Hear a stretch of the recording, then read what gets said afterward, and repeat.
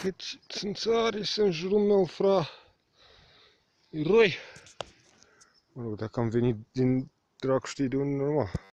Uite, pe aici o iau eu. E o scurtătură.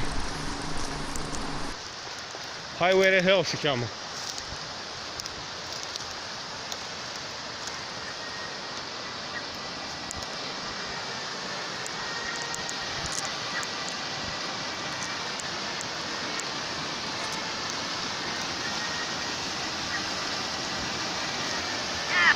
Highway to Hell și sperăm să nu-mi pierd pâlnia.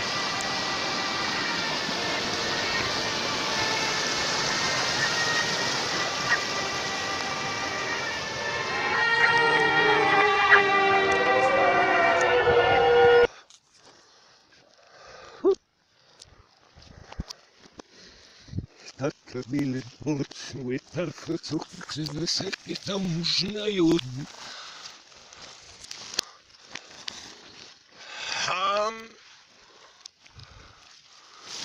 Сейчас мы вернемся.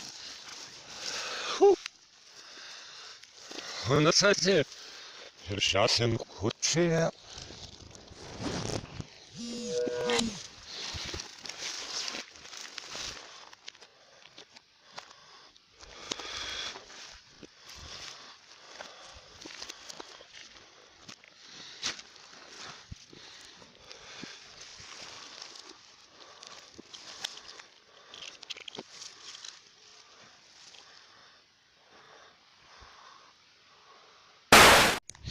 Uite, mă gândeam așa, scriu un fel de micro-eseu despre Facebook și moarte. Sună temă derizorie, dar apropo, Scalistrat, vezi? Hogaș, nu părintele, dar în pula mea muie religia, dar pe drumuri de munte, durai, zic așa, oamenii au nevoie să nu știu cum zic, trăim, da? Time span, un anumit număr de ani. Și în cadrul timpului restrâns ce ni s-a dat, instinctul e vital să trăiești și atât. Da? Dacă vrei să te omori, te bagi sub apă, stai cât stai, eu pot să-mi țin respirația vreo 3 minute jumate. David Blaine bătu recordul și a stat 17 minute și 3 secunde sau 18 și 3 secunde, nu mai știu. Dar după o vreme te forțezi să stai în cadă, să mori, oricât de avidă ți-ar fi dorința de a-ți pune capăt zilelor, ieși de sub apă, e instinctul de supraviețuire. Ori, cultural vorbind, suntem educați să învățăm să facem ceva cu anii ăștia care ne s-au dat. Nu numai să supraviețuim și să trăim, ci să creăm. Biologie versus creație. Da? Faci un copil, bravo. Părinte-i cine te crește. Creație, la fel, operă de artă. Avansul, mă rog, avansarea științei și așa mai departe. Fiecare are scopul lui în viață.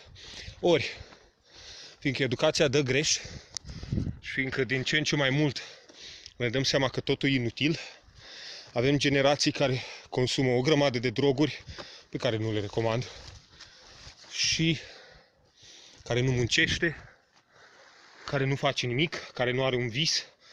Și de ce nu? Și eu am avut un vis să devin medic, dar nu ca să salvez vieți. Vedeam câți bani se fac. Și am renunțat cu timpul. Am studiat altceva. Ori, felul în care ne pierdem timpul îmi spune mie ceva despre cum renunțăm la călătorie. Cum renunțăm la luptă, bă, hai pe aici. Și cum, hai pe drumul cel greu. Și cum nu mai avem ideal, niciun fel de ideal de altfel. Oamenii se sinucid, Eu nu vorbesc de sinuciderea programată, vorbesc de sinuciderea de zi cu zi. Oamenii care își pierd 8 ore pe zi pe Facebook. Oamenii care fac ceva grotesc și ajung la închisoare și gata. Game over. Când o luăm, băieți? Oamenii care nu regretă nimic, ucigașii, cei care cred că pot, prin jocurile pe calculator, să acceadă la un scop.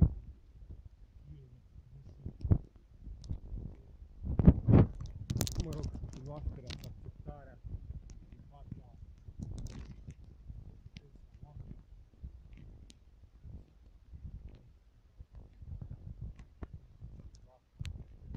ori unii au calea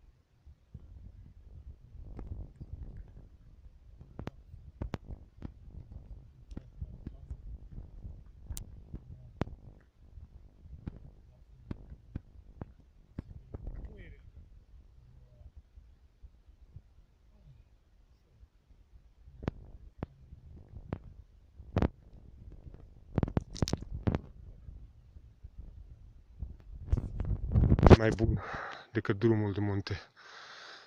Noroc! Vlăduțu! Stai pentru frățiorul meu! Oh! Oh! Coa! Îți jur! Știam că e mai ușor ceahlăul ăsta. Îmbătrânim să-mi bat picioarele.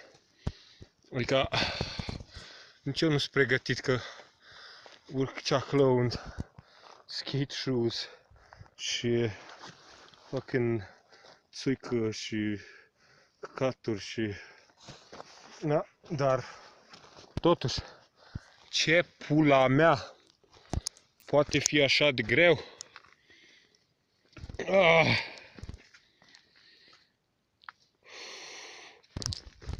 Ah. Ah. Ah. Pentru Vlăduțu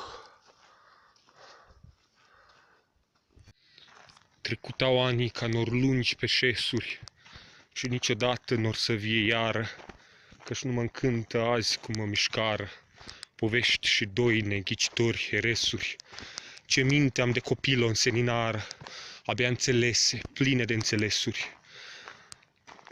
Cotale umbre azi în van mă împresuri, o ceas al tainei a sfinții de sară. Să smulg un sunet din trecutul vieții, să fac o suflet ca din nou să tremuri, cu mâna mea în van pe liră lunec, pierdute tot în zarea tinereții, și mută-i gura dulce a altor vremuri, iar timpul crește în urma mea, mă întunec. E temnița în ars nedem pământ, de ziua fânul razelor înșală, iar capetele noastre, dacă sunt, ovaluri stau de var ca o greșeală.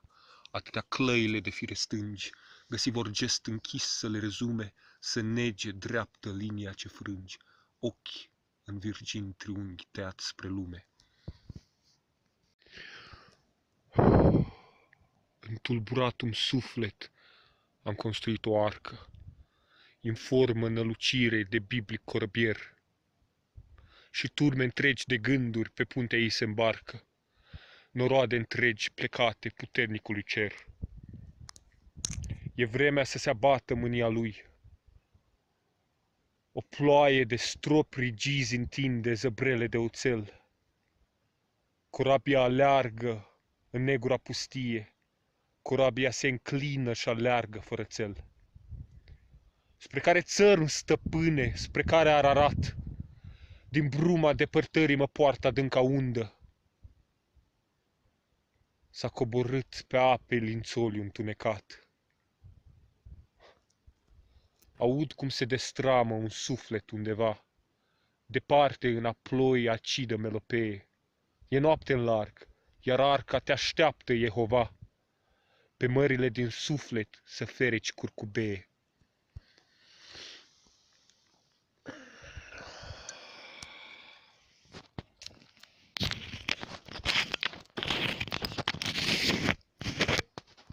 E noapte în larg, iar arca te așteaptă, Jehova, pe mările din suflet să fereci curcubee.